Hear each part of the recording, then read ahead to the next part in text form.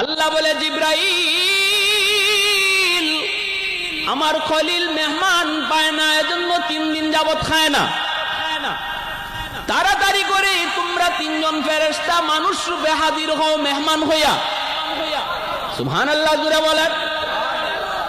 জিব্রাইল আমিন মানুষের সুরত দুইরা 3 জন মেহমান হইয়া যখন ইব্রাহিম খলিলের কাছে আসলেন, তিনি মেহমান পায়া বড় খুশি, সাথে সাথে নিয়ে আসলেন খানা হাজির। খানা খাইতে বসবেন, বল আল্লাহর খলিল 3 দিন তিনি উপবাস, মেহমান পাইছেন, খাঞ্চার ভিতরে খানা নিয়ে বসছেন এক খাঞ্চায়। তারা তো মানুষ নন, তারা হলেন ফেরেশতা, তারা তো খাওয়া কি জিনিস চিনে না। ফেরেশতারা খায়? মূলত খাইতে আসেন নাই, খাওয়াইতে আইছেন, ঠিক না? আল্লাহ পাঠাইছে, যাও খাওয়ান লাগতো না, আমার বন্ধুরেকে খাওয়া। কারণ মেহমান ছাড়া তো খায় না। ইরাক থেকে রওনা দিচ্ছেন ফিলিস্তিন। আল্লাহর খলিল ইব্রাহিম,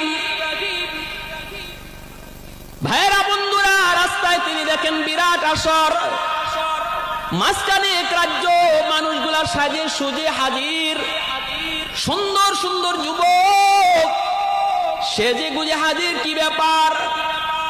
আজকে রাজার মেয়ে স্বামী চয়েস করব, স্বামী।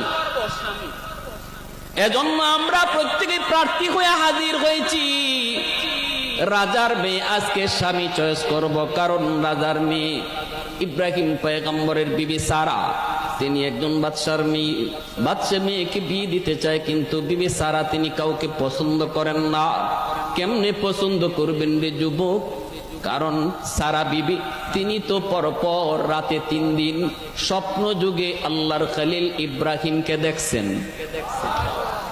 স্বামী কে হবে? স্বপ্ন যুগে তিনি দেখছেন তার স্বপ্নের রাজকুমার ইব্রাহিম খলিলকে দেখছেন, আর কাউকে তো পছন্দ হয় না।